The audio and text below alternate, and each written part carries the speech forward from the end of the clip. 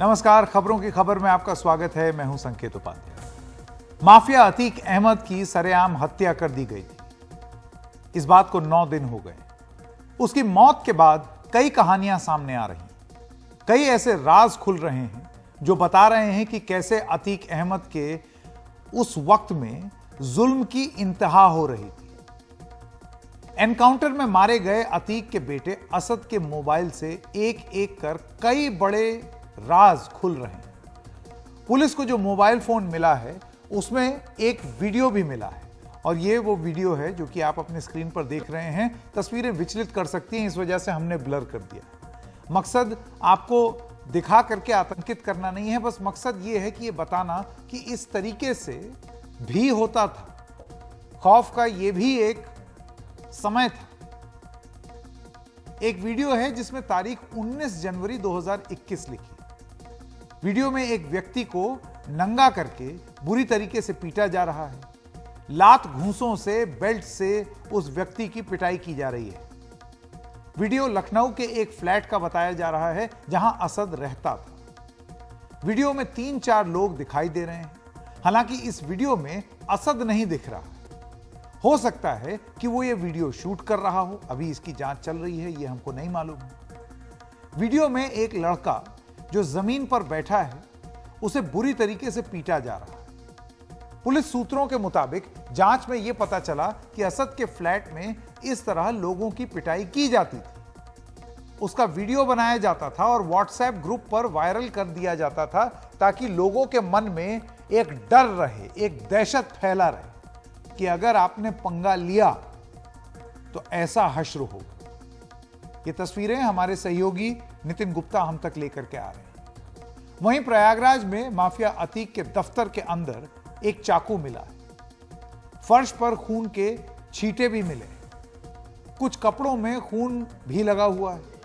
Police और forensic की team मौके पर पहुंची और जांच कर रही है। पुलिस को आशंका है कि चोरी की मंशा से कुछ चोर घुसे होंगे और उनमें आपस में चाकूबाजी हुई।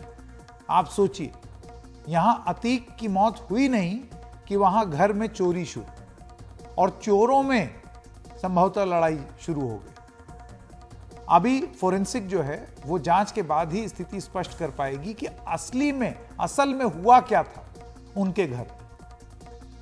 लेकिन इस पूरे घटनाक्रम से जुड़े हुए देखिए 9 दिन हो गए हैं। 9 दिन में तमाम चीजें सामने आ रही हैं, अलग अलग सवाल उठ रहे हैं, लेकिन अभी भी 12 मूल प्रश्न अतीक और अशरफ हत्याकांड पर वो अभी भी बने हुए हैं। 9 दिन बाद अभी भी ये 12 सवाल, पिछले हफ्ते हम ये 12 सवाल का संकलन आप तक लेकर के आए थे। आज वो 12 सवाल हम सोच रहे थे एक बार फिर से जांच एजेंसियों को याद दिला दें कि ये क्या 12 सवाल है। तो आइए ये सिलसिला फिर से शुरू करते हैं। सवाल नंबर 1, हत्या करने वाले शूटरों का असली मकसद क्या था?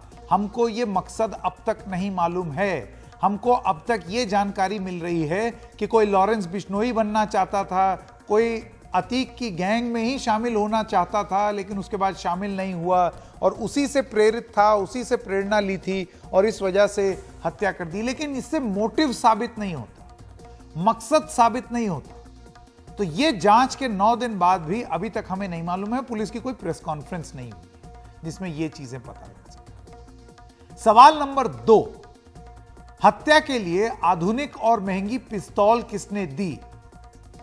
आप सोचिए, जिगाना पिस्तौल जिसकी कीमत 6 लाख 7 लाख बताई जाती है, वो इन गरीब शूटरों के पास कहां से आई? इन लोगों के पास कहां से आई? ये एक बहुत बड़ा सवाल है। सवाल नंबर 3, तीनों शूटर यूपी के अलग अलग इलाकों से थे। एक साथ कैसे आए? एक हमीरपुर का, एक कासगंज का, आप ये सोचिए एक बांदा का, 3 अलग अलग जगहों के शूटर, ये तीनों एक साथ कैसे आए? इनको साथ लाने वाला मास्टरमाइंड कौन है? सवाल नंबर 4, इसकी भी जानकारी अब तक हमको मिली नहीं है। इन तीनों शूटरों के पीछे का मास्टरमाइंड कौन है? यह सवाल इसलिए पूछा जा रहा है क्योंकि जिस तरीके से इन्होंने पिस्तौल चलाई, अब लगातार आप जितने भी एक्सपर्ट से बात कीजिए वो ये बताते हैं कि जिस तरीके से ये गोली दाग रहे थे ना, हाथ कांप नहीं रहा था इनका। और बंदूक को चलाने का एक तरीका होता है, और इन लोगों को वो बखूबी आता था, इनको पता था कि बंदूक कैसे चलानी है, जब झटका लगेगा तो हाथ कैसे रखना है। ये ट्रेनिंग किसने दी? रिपोर्टर बनने की तो ट्रेनिंग हमें पता चली, यूपी पुलिस अपनी जांच में बता रही है, लेकिन बंदूक चलाने की ट्रेनिंग किसने दी? मास्टरमाइंड कौन है इनके पीछे? ये चौथे सवाल का जवाब अब तक नहीं आया है। सवाल नंबर 5, उमेश पाल हत्याकांड का एक और आरोपी गुड्डू मुस्लिम कहां है? सवाल 6, काफी समय असद के साथ रहा गुड्डू मुस्लिम कहीं मुखबिरी तो नहीं कर रहा है? यह एक सवाल यूपी पुलिस से पूछा जा रहा है कि क्या उसको प्रोटेक्ट तो नहीं किया गया है? क्या उसी ने तो नहीं बताया कि कहां था, असद कहां था, जिसके बाद फिर एनकाउंटर हो गया, मुठभेड़ हो गई? क्या उसी ने तो नहीं प्लान किया है हत्या? अब हत्या से पहले अशरफ गुड्डू मुस्लिम के बारे में क्या बताना चाहता था, यह अगला सवाल है, सवाल नंबर 7। क्योंकि अगर आप वो सुने तो जब गोली चली उससे पहले अशरफ और अतीक दोनों ये कह रहे थे मेन बात यह है कि गुड्डू मुस्लिम, और उसके बाद फिर बंदूक चल गई। तो ये बात क्या है ये अभी भी नहीं मालूम है, अटकलें लग रही हैं, कयास लगा रहे हैं लोग, लेकिन पूरी तरीके से हमें नहीं मालूम। पुलिस को बताना है, 9 दिन हो गए, अभी तक तो नहीं पता चला। सवाल नंबर 8, अशरफ जिस पत्र का जिक्र कर रहे थे वो कहां है? दरअसल अशरफ ने, अतीक और अशरफ ने पुलिस कस्टडी में रहते हुए मीडिया से बात करते हुए यह बोला कि हमें तो एक बड़े अफसर ने यह बोला है कि तुमको तो निपटा दिया जाएगा, और अगर हमें कुछ हुआ हम वो एक पत्र जो है वो हमारा पत्र पहुंच जाएगा न्यायालय में और मुख्यमंत्री के पास। तो सवाल नंबर 9 यह है कि अशरफ ने जिस पत्र का जिक्र किया उसमें किस अफसर का नाम है? कौन है वो यूपी पुलिस का अफसर जिसने धमकी दी थी, कथित तौर से धमकी दी थी, क्योंकि एक गैंगस्टर था जो कि ये आरोप लगा रहा था। तो उस पत्र में क्या है ये जानकारी हमें नहीं मालूम। 10वां सवाल है कि लगातार 3 रात मेडिकल टेस्ट के लिए क्यों ले जाया गया? 11वां सवाल, अस्पताल से कुछ कदम पहले ही मीडिया से बात करने की इजाजत क्यों दी गई? आप गाड़ी अंदर तक ले जा सकते थे। और सवाल नंबर 12 कि साबरमती से कड़ी सुरक्षा में लाए गए अतीक और अशरफ को प्रयागराज में उनकी सुरक्षा एकदम से घटा क्यों दी गई? आप सोचिए कि साबरमती से जो चले आ रहे हैं उनकी वैन में बायोमेट्रिक सिस्टम है, 12, 13, 14 गाड़ियां चल रही हैं एकदम धनधनाते हुए, लेकिन प्रयागराज में आते ही सुरक्षा एकदम ढीली, सुरक्षा घेरा जो है वो एकदम छोटा, और जब पुलिस सीन रिक्रिएट कर रही थी उस समय ज्यादा पुलिस बल थी बजाय इसके कि जो 9 दिन पहले। अब ये सब सवाल हैं जिनके जवाब अब तक नहीं मिले हैं, लेकिन इस बीच दूसरी बार इस प्रकरण पर बात करते हुए यूपी के मुख्यमंत्री योगी आदित्यनाथ ने सहारनपुर और फिर शामली में जनसभाओं को संबोधित करते हुए यह कहा है कि रंगदारी न फिरौती, यूपी नहीं है किसी की बपौती। आगे उन्होंने यह कहा कि यूपी में अब कर्फ्यू नहीं लगता, कांवड़ यात्रा इसकी पहचान बन चुकी है, यूपी अब भयमुक्त हो चुका है, अब माफिया नहीं महोत्सव हमारी पहचान बन चुकी है। आज भाइयों बहनों, आज पश्चिमी उत्तर प्रदेश में कर्फ्यू नहीं लगता, आज कांवड़ यात्रा निकलती है। कांवड़ यात्रा याद है ना? आज कर्फ्यू नहीं, आज दंगा नहीं, आज गुंडा टैक्स नहीं। गुंडा टैक्स वसूली करने वालों की सबकी गर्मी शांत हो गई ना? माता और बहनों का आशीर्वाद है तो कमल चुनाव चिन्ह को और भारतीय जनता पार्टी को सत्ता में आने से कोई रोक नहीं सकता है। और उसी ताकत का एहसास कराते हुए मैंने कहा था तब कि जो लोग गर्मी दिखा रहे हैं ना, 10 मार्च आने दीजिए। 10 मार्च 2022, मैंने कहा 10 मार्च को जब बैलेट ईवीएम खोलेंगे ना तो उसमें केवल कमल ही कमल नजर आएगा। और भाइयों बहनों, फिर से प्रदेश के अंदर आपके आशीर्वाद से सरकार बनी। जो गर्मी दिखा रहे थे उस समय, गर्मी सबकी शांत हो गई होगी। वैसे भी मौसम बहुत सुहावना हो गया, कल तक बहुत गर्मी थी।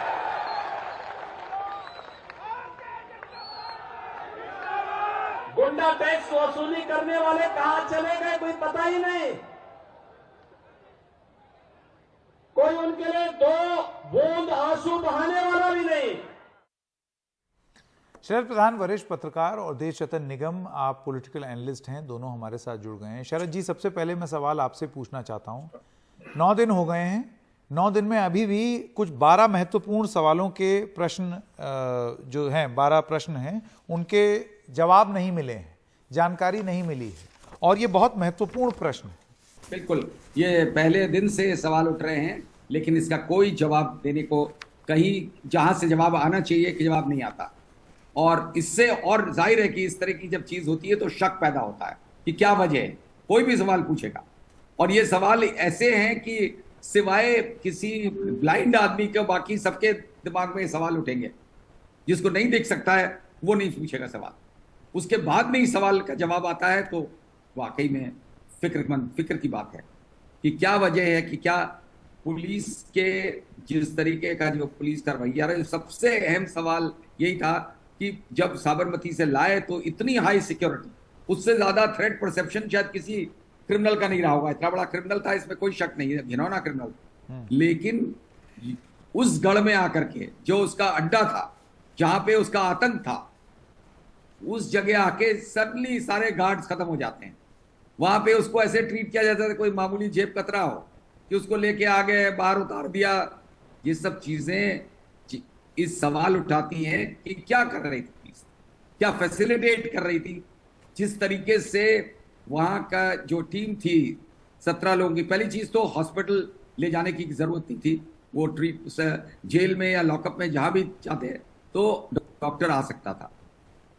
दूसरी चीज आप देखिए, बात एक और सवाल है, मैं क्योंकि बीच में आपका ऑडियो किया था हमारे से, तो एक सवाल और भी बड़ा इंपॉर्टेंट है जो पूछने वाला है कि पुलिस ने उनकी पुलिस रिमांड क्यों नहीं ली जब पहली बार ले गए थे, जुडिशियल रिमांड ली, जो बड़ा अनयूजुअल है। इतने कोई मर्डर में इतना ब्रॉड डे लाइट मर्डर कहेंगे उसको, जिस तरीके से हुआ, उसके बाद आप उनको जेल भेज दे रहे हैं आराम से। ये सब क्या दर्शाता है?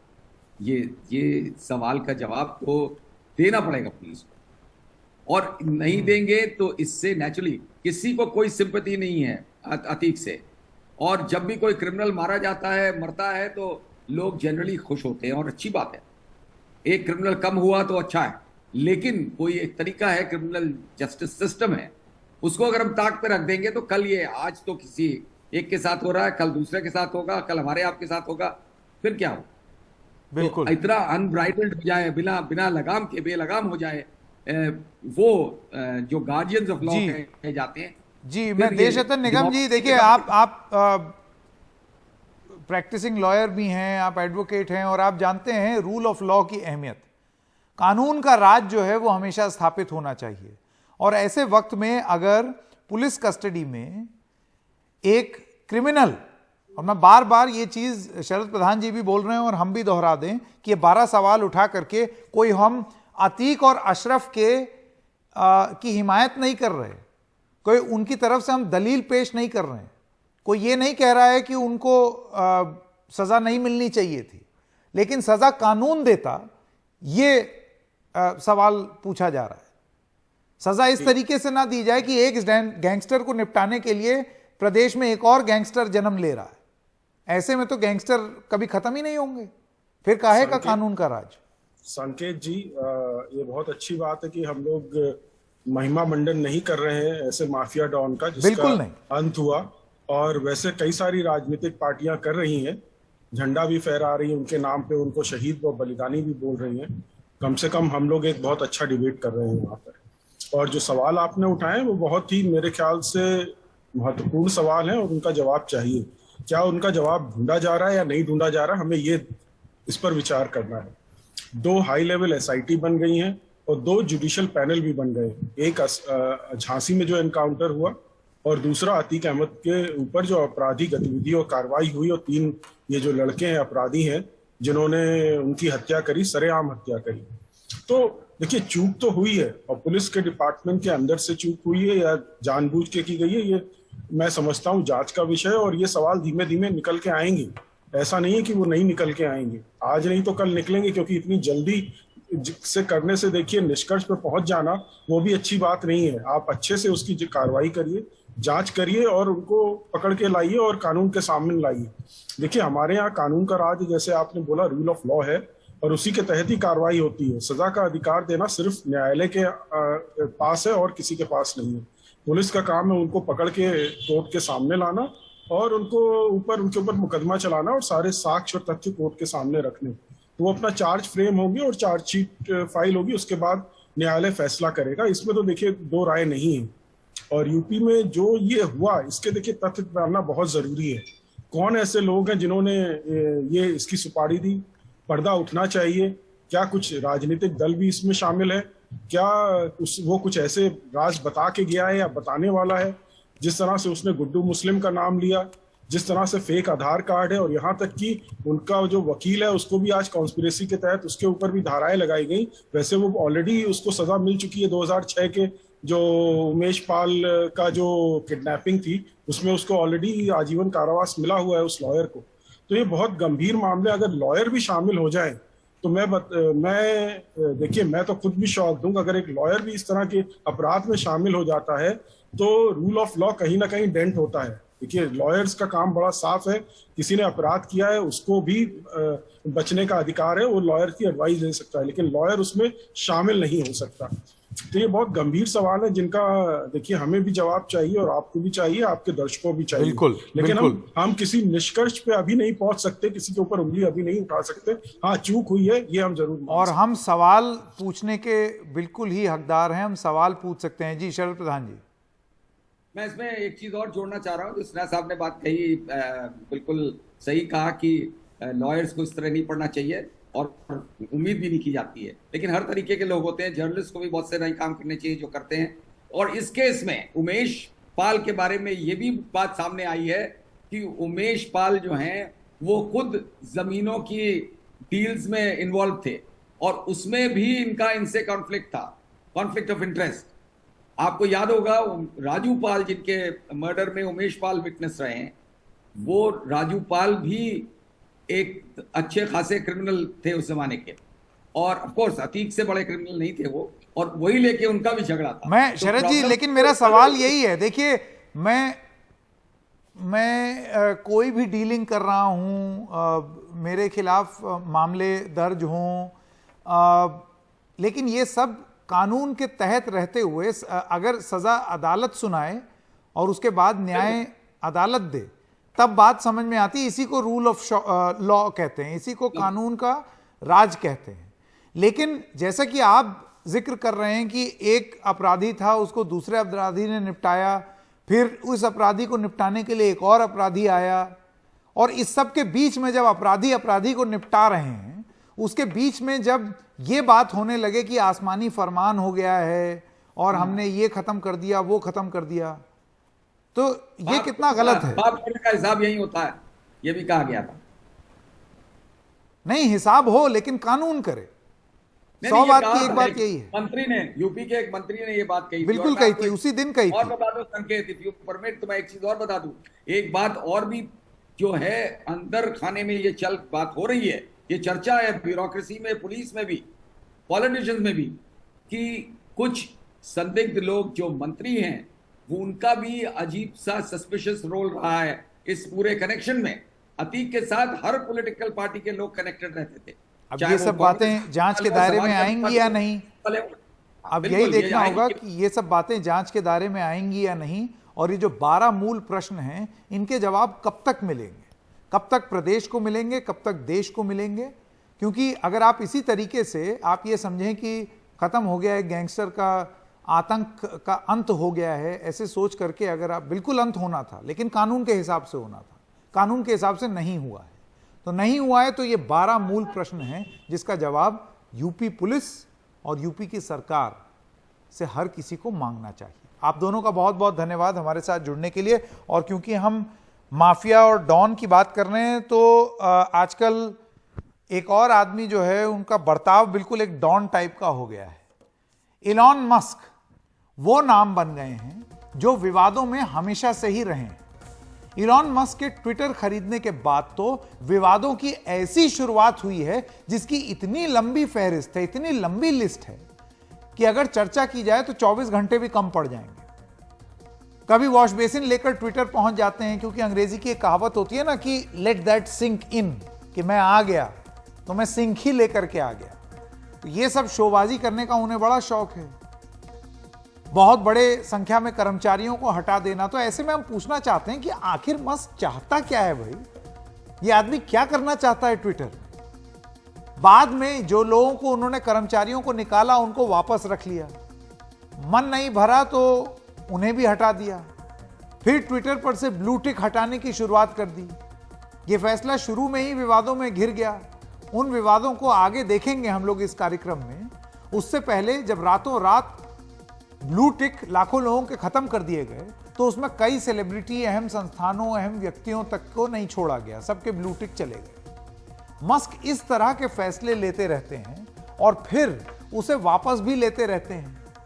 अब जैसे हम सबसे बड़ा जो हुआ है भारत में वो है सुपरस्टार अमिताभ बच्चन, जिन्होंने एकदम खुलेआम लड़ाई ले ली है और वो ये सवाल पूछ रहे हैं कि भाई आखिर ये हो क्या रहा है।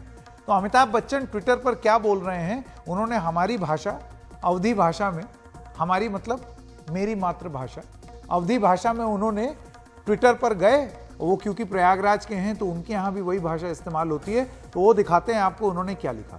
वो कहते हैं, ए ट्विटर भैया सुन रहे हैं, अब तो पैसा भी भर दिए हैं हम, तो वो जो नील कमल होत है हमार नाम के आगे, वो तो वापस लगाई दें ताकि लोग जान जाए कि हम ही हैं अमिताभ बच्चन। हाथ तो जोड़ लिए हैं तो अब क्या गोड़वा जोड़े की पड़ी, गोड़ मतलब पैर। तो ये उन्होंने बोला। फिर एक और ट्वीट किया, उस पर उन्होंने कहा अरे मारे गए गुलफाम। ये तब उन्होंने किया जब ट्विटर ने वापस लिंक देना शुरू किया। मतलब ट्विटर ने एकदम से ये फैसला किया कि चलो भाई 1 मिलियन से जिसके फॉलोअर हैं उसको एक बार टिक वापस दे दें। तो फिर वो ट्वीट करते हैं आज T4627, यानी कि उनके ट्विटर का नंबर। वो कहते हैं अरे मारे गए गुलफाम, बीरज में मारे गए गुलफाम। ए ट्विटर मौसी, चाची, बहिनी, ताई, बुआ, झुआ भर के ता नाम है तुम्हार, पैसे भरवा लियो हमार, मतलब इनके पैसे चले गए। नील कमल खातिर, मतलब ब्लू टिक को नील कमल कह रहे हैं। अब कहत हो जोकर 1 मिलियन फॉलोअर उनकर नील कमल फ्री, मतलब जिसके 1 मिलियन से ऊपर फॉलोअर हैं उसको टिक फ्री। हम तो 48.4 मिलियन है, अब खेल खत्म पैसा हजम। मतलब वो ये कहना चाहते हैं कि हमसे तो आपने पैसा भी ले लिया और हमको ब्लू टिक भी नहीं दिया, तो अब काओ हुई।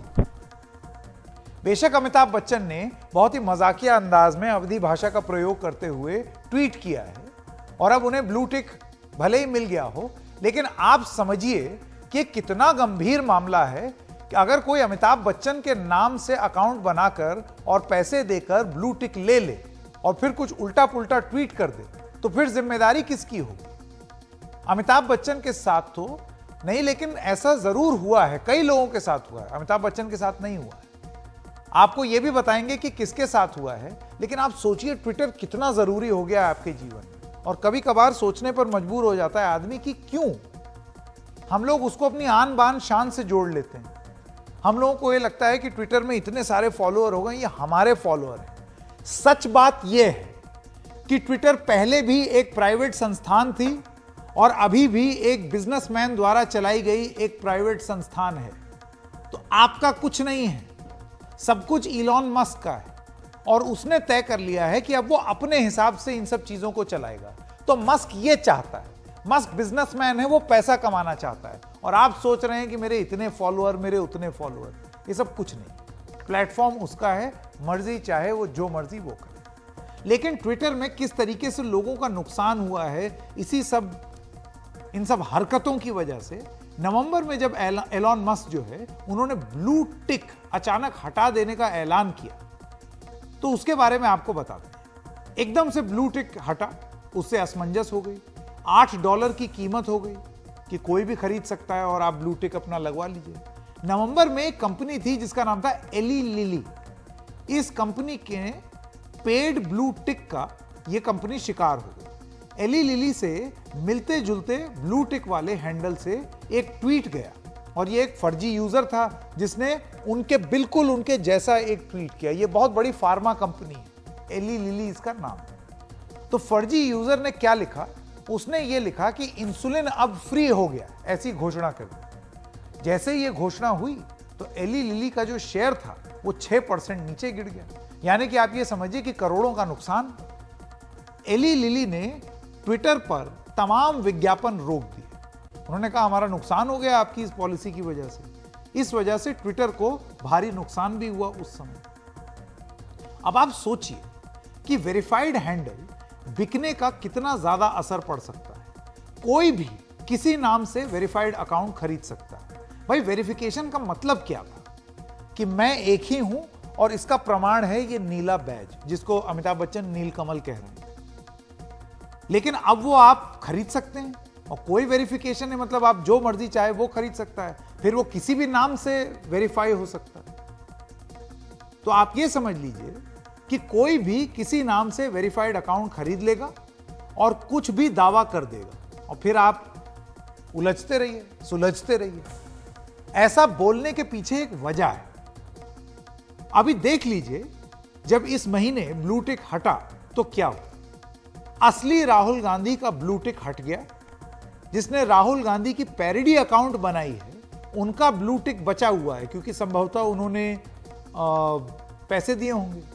हालांकि अब राहुल गांधी को भी ब्लू टिक मिल गया है क्योंकि उनका 1 मिलियन से ज्यादा फॉलोअर है, तो ये पॉलिसी बदली। अब देखिए, ब्लू टिक अकाउंट से फर्जी कर्नाटक चुनाव का सर्वे भी आ गया है और ये कर्नाटक चुनाव में इसको लेकर के एक बवाल भी मच गया। कांग्रेस के एक नेता हैं, उन्होंने एक फर्जी सर्वे को ट्वीट कर दिया और यह बताया कि ये देखो, अब ये सर्वे जो है, वो सर्वे कंपनी जो है वो असली थी, लेकिन उसका किसी ने फर्जी ट्विटर अकाउंट बना करके एक सर्वे निकाला था जिसमें कांग्रेस को जबरदस्त जीत दिखा दी। 150 पार कांग्रेस पार्टी को दिखा दी। सी वोटर कंपनी के फाउंडर ने फिर ट्वीट के माध्यम से यह बताया कि ये जो आप दिखा रहे हैं कांग्रेस वाले, ये गलत है, ये फर्जी है। हालांकि असली सी वोटर का जो सर्वे है उसमें भी कांग्रेस आगे है। 115 से 127 सीटों का मिलने का अनुमान दिखा रही है सी वोटर। लेकिन सी वोटर के फाउंडर ने ये एलॉन मस्क से एक सवाल पूछा कि ब्लू टिक को लेकर ये जो उलझन है उस पर उनकी एक आलोचना भी। सी वोटर फाउंडर, क्या ब्लू टिक के लिए पैसा देना यह सुनिश्चित करेगा कि फर्जी हैंडल्स पर रोक लगेगी?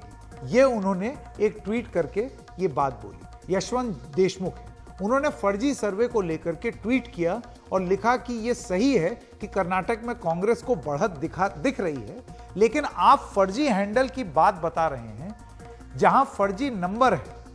आपसे अपील है कि सोर्स से सीधा कोट करें। ये उन्होंने हिदायत और नसीहत दी कांग्रेस पार्टी। यशवंत देशमुख बेहद नाराज दिखे और उन्होंने एलॉन मस्क को भी ट्वीट किया और उन्होंने कहा कि एलॉन मस्क, हम समझते हैं कि आप चाहते हैं कि हम ब्लू टिक खरीदें, हो सकता है हम खरीदें भी, लेकिन जो प्रामाणिक ब्रांड है उसको लेकर बने फर्जी अकाउंट को तो इस तरह मान्यता ना दे।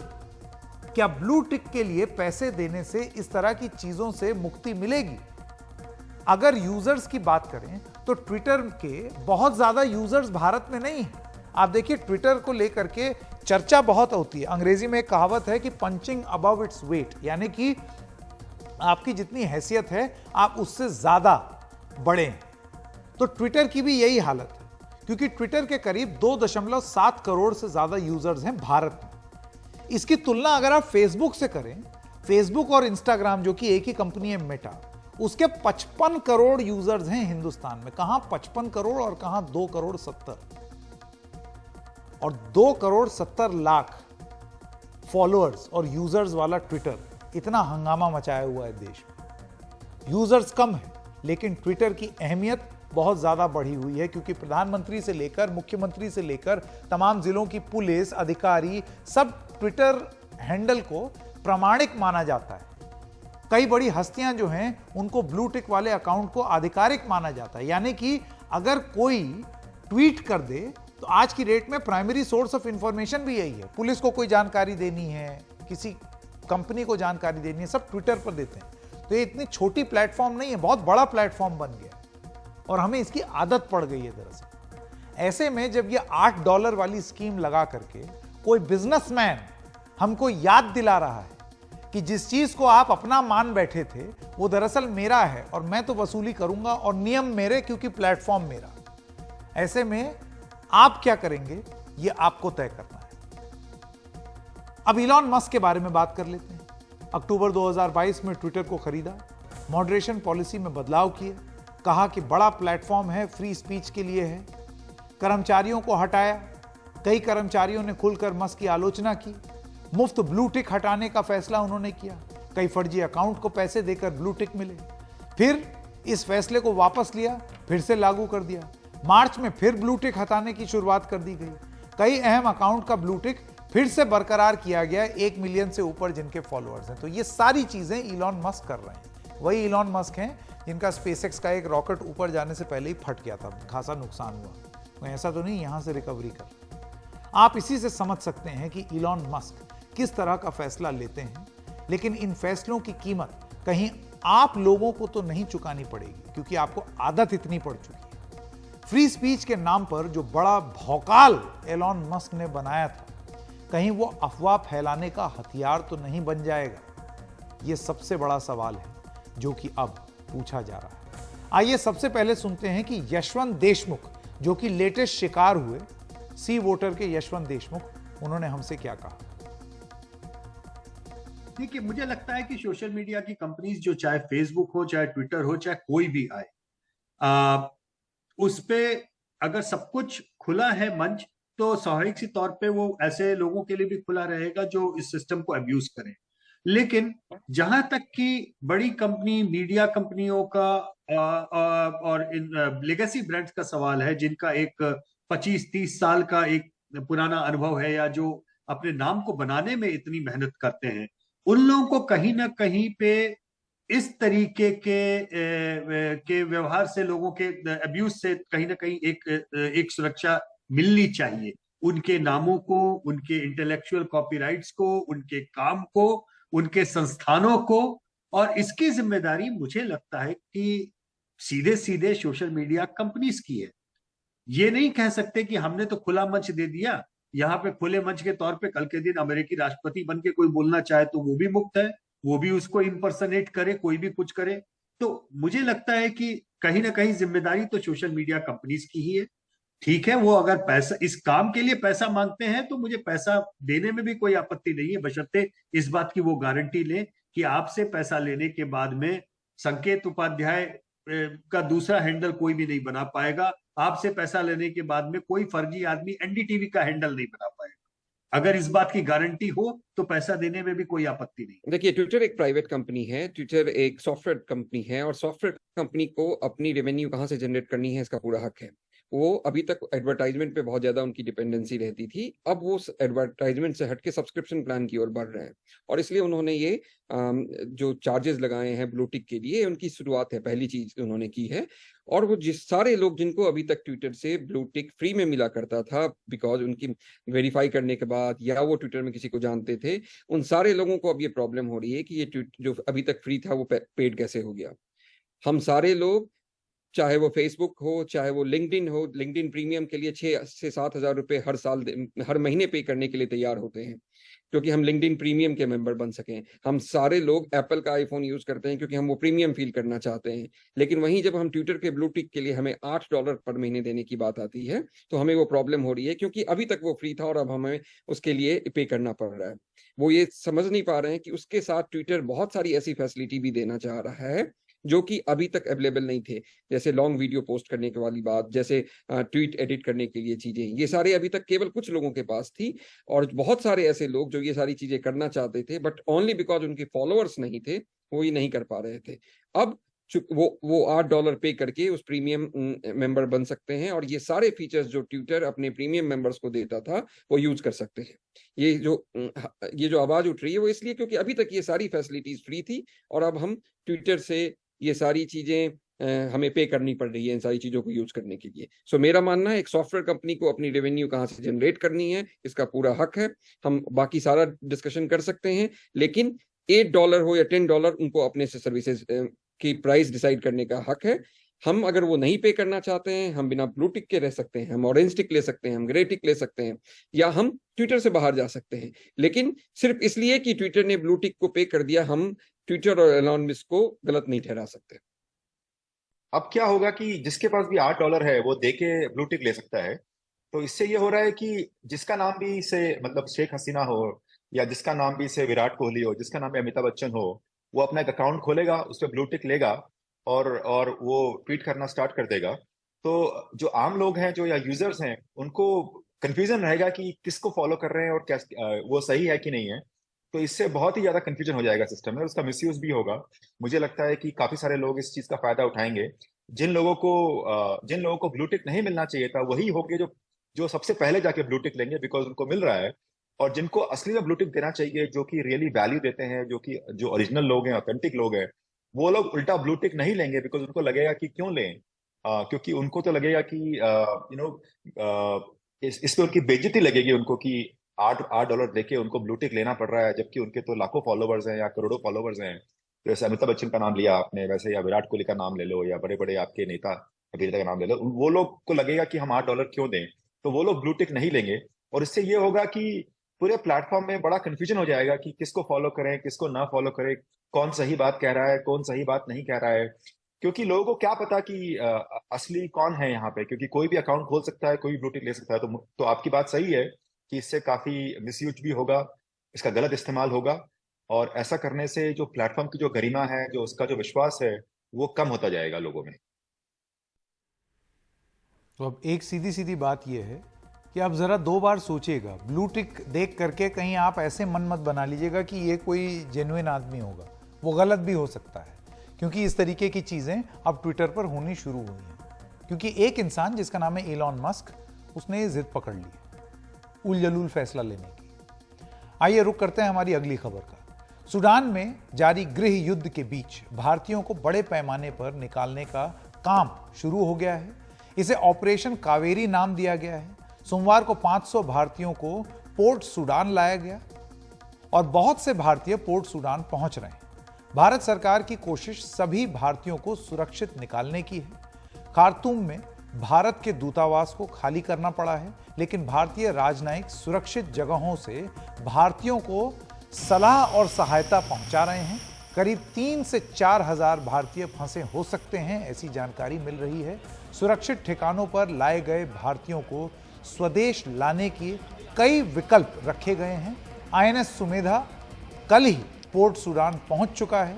जेद्दा में भारतीय एयरफोर्स के 2 C-130J एयरक्राफ्ट तैनात रखे गए। गृह युद्ध के कारण हमारे अनेकों देशवासी फंसे हैं। हमने ऑपरेशन कावेरी का अभियान शुरू किया है और वहां से हमारे लोगों को सुरक्षित लाने का काम प्रारंभ हो चुका है। जी देखिए, सूडान में 15 अप्रैल शनिवार को गृह युद्ध शुरू हुआ, वहां की सेना और पैरामिलिट्री फोर्स के बीच सत्ता पर कब्जे को लेकर। इसके बाद से ही भारत सरकार लगातार इस कोशिश में जुट गई कि किस तरीके से वहां भारतीयों को अव्वल तो सुरक्षित रखा जाए और फिर कोई रास्ता निकालकर वहां से उनको सुरक्षित बाहर निकाला जाए। इसके लिए भारत ने सऊदी अरब और UAE जैसे देशों के साथ संपर्क भी किया। अमेरिका और UK जैसे देशों के भी संपर्क में रहा भारत। इसके अलावा विदेश मंत्री ने UN जैसी एजेंसी से भी बात की, जिसका कि ग्राउंड पे काफ़ी ज़्यादा प्रेजेंस है। और ये भी जानकारी मिली कि जो सूडान की सेना और वहाँ की पैरामिलिट्री फोर्स जो आपस में संघर्ष कर रही है, उन पक्षों के साथ भी भारत ने तालमेल बिठाया। इन सब कोशिशों का नतीजा ये है कि आज तकरीबन 500 भारतीय जो हैं वो सुरक्षित तरीके से ज़मीनी रास्ते से पोर्ट सूडान पहुँचे और वहाँ से उनको अलग अलग विकल्पों के ज़रिए भारत लाने की तैयारी है। जेद्दा में भारतीय एयरफोर्स के 2 विमान C-130J तैनात रखा गया है, इसका भी इस्तेमाल किया जा रहा है। इसके अलावा रविवार को ही जो INS सुमेधा है वो पोर्ट सूडान पहुंच चुका था। तो एक बार कोशिश इस बात को लेकर है कि जो भारतीय ज़्यादा से ज़्यादा तादाद में पोर्ट सूडान तक पहुंच जाएं, तो वहां से फिर उनको बाहर निकाला जाए। खार्तूम एयरपोर्ट पे भी, क्योंकि वो भी हिंसा की जद में आया, वहाँ पे एयरक्राफ्ट कई तबाह हो गए, वहाँ से इंटरनेशनल जो उड़ान है या किसी भी तरह के विमान की जो आवाजाही है वो बंद है। तो ऐसे में एयर रूट से रेस्क्यू करना जो है वो फ़िलहाल मुमकिन नहीं है। दूसरी अहम बात यह है कि वहाँ ख़ासतौर पर खार्तूम की बात करें तो गलियों में हिंसा का आलम यह है कि घरों से बाहर निकलना भी सुरक्षित नहीं। तो जब तक व्यवस्था न हो जाए तमाम भारतीयों को निकालने की, सलाह ये दी गई है कि जो भारतीय वहाँ पर हैं, जहाँ हैं वहीं बने रहें।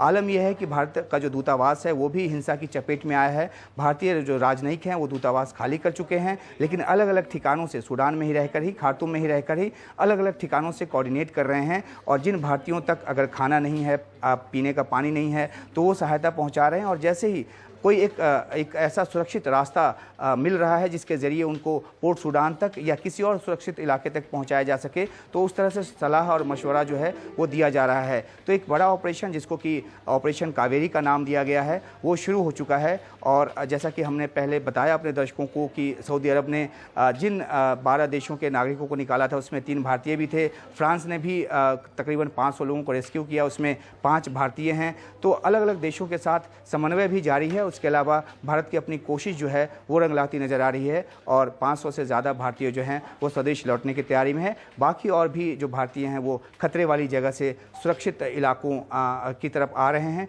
और जो अभी भी फंसे हुए हैं उनके लिए शायद थोड़ा इंतज़ार करना पड़ेगा, क्योंकि अगर ग्राउंड पे एक बार सीज फायर जैसी कोई स्थिति होती है तो सबको सुरक्षित निकाल पाना ज़्यादा आसान होगा। लेकिन अभी भी कोशिश चल रही है कि किसी तरीके से हर एक भारतीय को वहाँ से निकाल लाया जाए।